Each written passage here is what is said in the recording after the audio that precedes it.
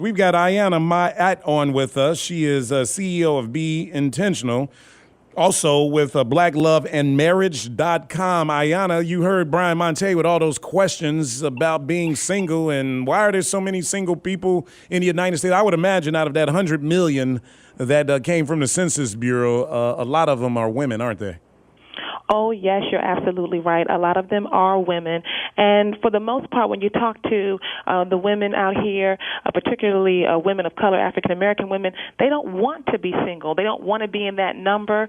They want to be married. But I personally believe that a lot of times we don't have the skills, we don't have the know-how, and we don't really know what we're looking for. So I think that's just one of the many issues that are plaguing women out here who find themselves in the unmarried category and want to be married. Ooh, you say we, you mean ladies, huh? Ladies. Yeah, I do. Yeah. I do. And I started the sentence before you came on. I said, ladies, you are not ready to get married if, and what is the if? You wanna finish that sentence?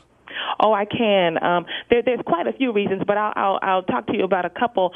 First and foremost, when you come together with another person, you are merging two lives. You are coming in to sync with someone else who has been doing their own thing all of their lives, and you've been doing your own thing. So one of the things that I have to have our women know is that if you are not ready to put down the hat that says, I am the boss, I'm running things and I'm doing me up in here, then you're not ready. Because when you come together with a man, particularly black men, the thing that my husband always used to say to me when we first were married is, your tone sounds real disrespectful. And I would say, what? Disrespectful? That's right. But men want to be respected. Absolutely. They want to be respected. It's important. And a lot of times we don't realize that we're sending disrespectful messages because we're wearing the boss hat in the home life, and you can't do that. I like this, sister. Yeah, we need you every week. Man, because segment. I know, but you know what though? But that is a big thing, though. I think in African American relationships,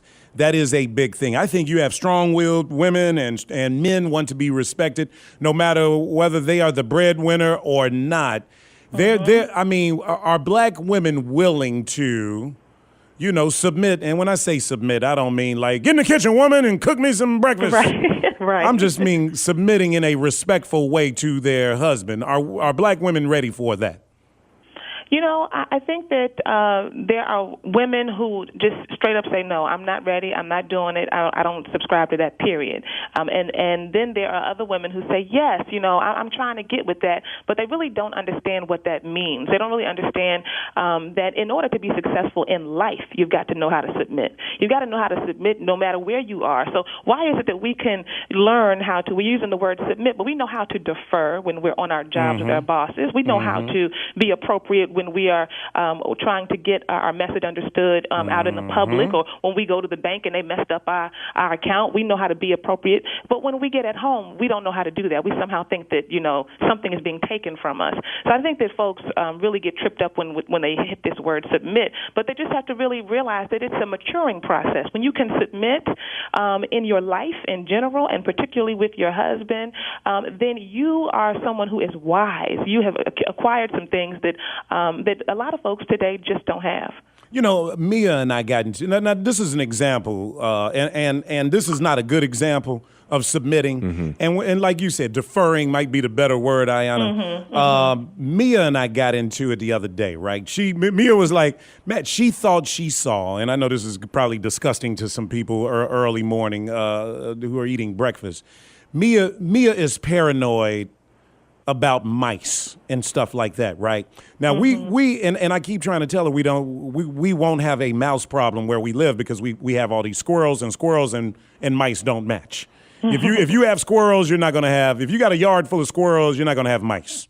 Because squirrels will eat mice. And I'm just telling you, that's just how it goes. So I'm trying to tell her, no, we don't have them. So we hear, she can hear these things coming from where she thinks inside the house. And I'm telling her, those are the squirrels outside on the windows. Don't worry. That's what they do.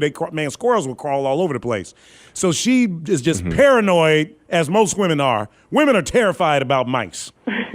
So Mia called the other day. She's like, Matt, I thought I saw some mouse droppings. I'm like, okay, all right, fine. So I go in the kitchen and I look. She's like, those are mouse. And I'm like, no, those are not mouse droppings. That's rat. No, right. No. I'm like, Mia, no, those are not mouse. Oh, yes, there is. I'm like, Mia, those are not. No. So we get into this argument about whether or not those are mouse. And I'm trying to say, Mia, look. Would you, this was a moment where I wanted her to submit in a way, defer to me in a way. I know mouse droppings when I see them. I grew up in a big house, and we had mice every year. Mice would come in when the weather gets cold outside. Mice try to come in your house. I got it down pat how to catch mice. I have caught mice, man, with my shoe. I've beat them up with brooms, set mouse traps up. I'm like, Mia, I know mice.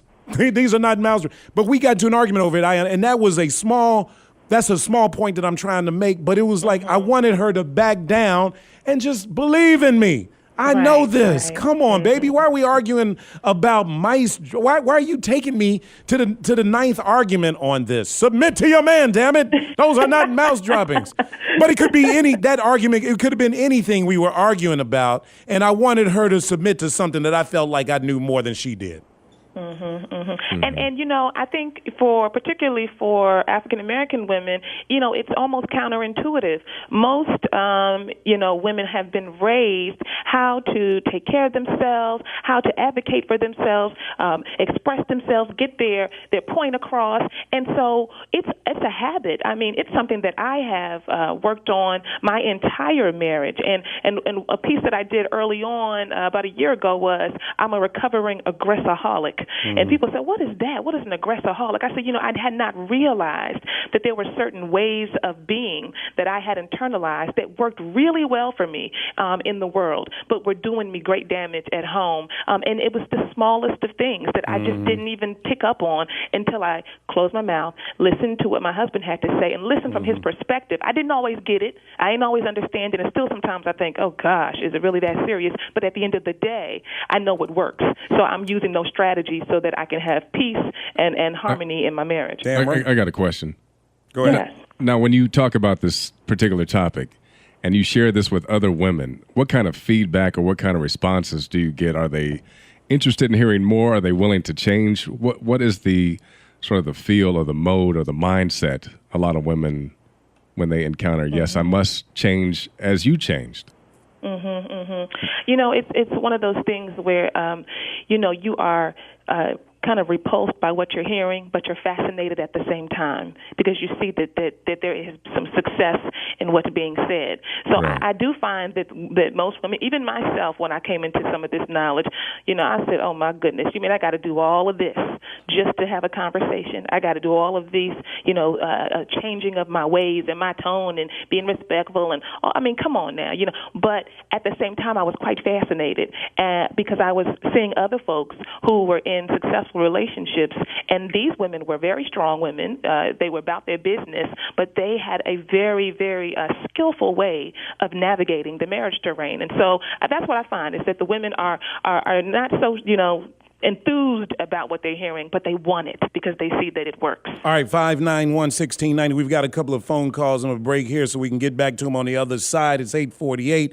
Brian Monte coming up. More conversation about being single. I want to find out what percentage of all these single people are women, if we can ascertain that number when we come back, because there are some fellas out there. I got a call from a guy who said if there are more single women than men out there, would black women be willing to share a man? We'll talk about that when we return. From the voice of the Negro to the voice of the nation. As the world changes, so do we. The talk of Chicago, 1690 WVON.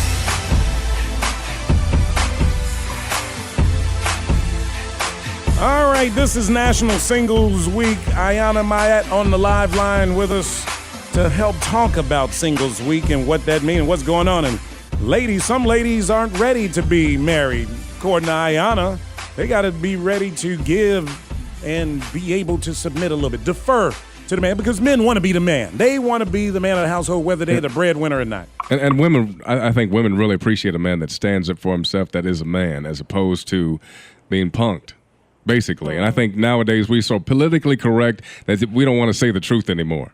Yeah. Or want to take a stand and be that man. And I think every woman really respects a man deep down. Don't you think? I think so, too. Let's go to Mike. Hold on. I want to get Mike in here before we run out of time. Mike on the West Side. You're on WVON.